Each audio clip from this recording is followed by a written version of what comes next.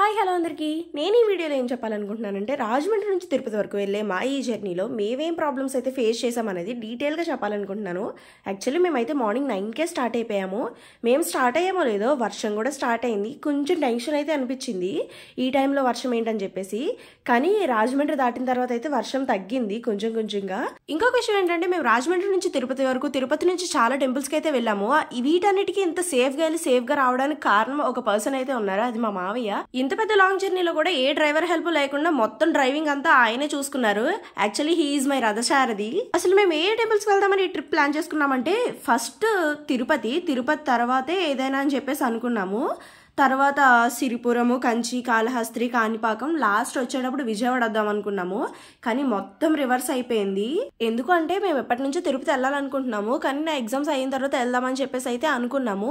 Finally నా exams కూడా అయిపోయినాయి. నేను మండే హాస్టల్ నుంచి వచ్చాను. ఇంకా గురువారం తిరుపతి వెళ్దామని అయితే ఫిక్స్ అయిపోయాము. మొత్తం ఇంకా అన్ని ప్రిపేర్ కూడా అయిపోయాము. వెన్స్డే వచ్చేసి నోటిఫికేషన్ వచ్చింది, మీకు మండే నుంచి ప్రాక్టికల్ ఎగ్జామ్స్ అని చెప్పేసి. యాక్చువల్లీ ఎక్స్పెక్ట్ చేయలేదు. ఎందుకు ఎక్స్పెక్ట్ చేయలేదంటే థియరీ ఎగ్జామ్కి ప్రాక్టికల్ ఎగ్జామ్కి నియర్లీ ఒక 15 days అయినా గ్యాప్ ఉంటుంది.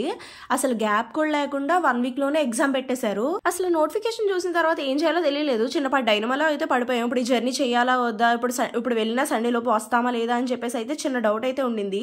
బాగా టైం టేబుల్ చూసిన తర్వాత అయితే ఒక ఐడియా వచ్చింది. అందరికీ ఒకే రోజున ఎగ్జామ్ అయితే ఉండదు కదా. నాకు ఇచ్చిన స్కెడ్యూల్ ప్రకారం అయితే నాకు మండే ప్రాక్టికల్ ఎగ్జామ్ లేదు, ట్యూస్డే ఉంది. సర్లే మండే లోపైనా మనం వచ్చేయచ్చు, మండేకి రీచ్ అయిపోగలమన్న నమ్మకం వచ్చిన తర్వాతే మేము ఇంకా జర్నీ స్టార్ట్ చేసాము.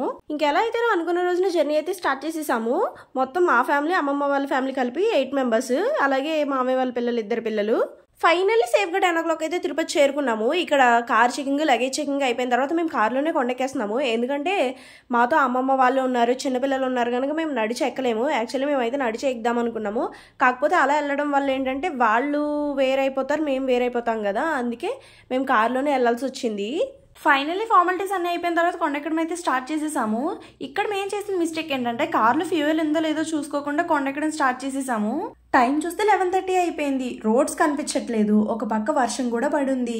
ఇంకా తిరుమల రోడ్స్ గురించి మనకు తెలిసిందే, అవి ఎన్ని మెలికలు ఉంటాయి. ఏ మాత్రం బ్యాలెన్స్ తప్పినా చాలా ప్రమాదం. అలాగే ఫ్లోటింగ్ పీపుల్స్ కూడా చాలా తక్కువగా ఉన్నారు, అసలు లేనే లేరు ఆ టైంలో. నాకు ఈ మధ్యలో ఒక డౌట్ వచ్చింది. ఏంటంటే మధ్యలో కార్ ఆగిపోతే ఎలా అని చెప్పేసి ఒక క్వశ్చన్ రైజ్ అయింది. ఎందుకంటే మేము వస్తుండగా విజయవాడలో ఒక స్పీడ్ బ్రేకర్ దగ్గర మా కార్ ఆగిపోయింది. అలా మధ్యలో ఏమైనా ఆగిపోతే ఎలా అని చెప్పేసి ఒక డౌట్ వచ్చింది. యాక్చువల్లీ నాకు జర్నీ అంటే చాలా ఇష్టం, కానీ నాకన్నా బాగా ఈ బుడ్డదే బాగా ఎంజాయ్ చేసింది ఈ జర్నీ మొత్తాన్ని. మనం టీవీస్లో, న్యూస్ పేపర్స్లో కామన్గా చూస్తూనే ఉంటాం కదా, చిరుతలు, కొండ చలువలు తిరుమల కొండపై సంచరిస్తున్నాయని చెప్పేసి. అది గుర్తొచ్చింది సడన్గా. ఇంకా మేమిద్దరం కలిపి మా బుర్రలు 2 బయట పెట్టి కొండ మొత్తాన్ని చూస్తూనే ఉన్నాం జర్నీ మొత్తంలో. ఎందుకంటే ఒక్కటి కాకపోయినా ఒక్కటైనా మాకు కనిపించకపోద్దా అని చెప్పేసి. మేము అంత ఆత్రంగా కళ్ళకాయలు గచ్చలు ఎదురు చూసాం కనుక ఉంది, ఒక్కటి కూడా కనిపించలేదు. ఈ లోపు మనకు గొప్ప సందేహం అయితే వచ్చింది. ఏంటంటే ఈ లోపు మధ్యలో కార్ ఆగిపోతే ఆ టైంలోనే ఏదైనా వైల్డ్ యానిమల్స్ వస్తే అప్పుడే ఏం చేయాలని చెప్పేసి అయితే డౌట్ వచ్చింది. అప్పుడప్పుడు అనిపిస్తుంది ఇలాంటి పిచ్చి పిచ్చి డౌట్స్ అన్ని నాకే వస్తాయా, అందరికీ వస్తాయా అని చెప్పి. నేనైనా ఆ విండో కొంచెం కాకపోయినా కొంచెమైనా రెస్ట్ ఇచ్చాను, కానీ ఈ బుడ్డది కడ నుంచి కడ వరకు ఆ విండోని పట్టుకుని వేలాడుతూనే ఉంది.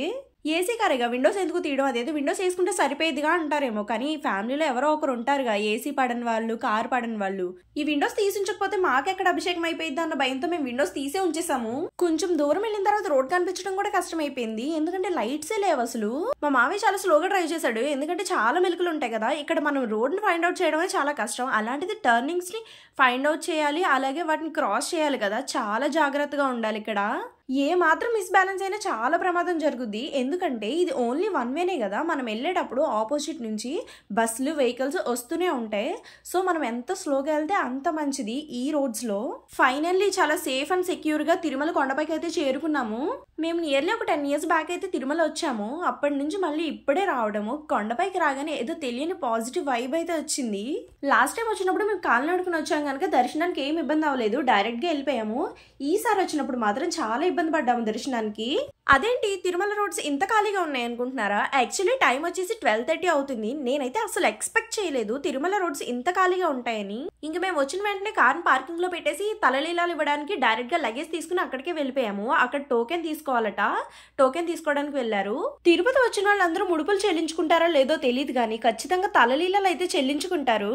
ఫస్ట్ మా ఆడ లేడీస్ అందరూ 3 కత్తెరలు అయితే ఇచ్చేసాము. యాక్చువల్లీ మేము మొక్కుకున్నాము 3 కత్తెరలు ఇస్తామని. ఇంకా మాతో వచ్చిన మగపురుషులు అందరూ గుండు చేయించుకోవడానికి వెళ్ళారు. కానీ మా తమ్ముడికి మాత్రం గుండు చేయించుకోవడం ఇష్టం లేదు. ఎందుకంటే వాడు కాలేజ్కి వెళ్తున్నాడు కదా, రేపు వాడు కాలేజ్లో అందరూ వాడిని గుండు అంటారంట. అందుకే వాడు చేయించుకోను అంటున్నాడు. కాకపోతే మా అమ్మ గుండు చేయించుకోకపోతే నేను చేస్తాను నీకు గుండు అని చెప్పేసి గట్టి వార్నింగ్ అయితే ఇచ్చింది. పాప మా బొడ్డదానికి తెలియదు కాసేపట్లో అది గుండు చేయించుకోబోతుందని. అందుకే చాలా జాలీగా ఉంది. గుండు చేసేటప్పుడు ఏడుస్తుంది అనుకున్నాం కానీ చాలా చక్కగా గుండు చేయించుకుంది. అసలు ఏడవలేదు. ఆయన హెడ్ ఎటు తిప్పితే అటు చాలా చక్కగా తిప్పింది. అంతే ఈ వీడియో. బాయ్.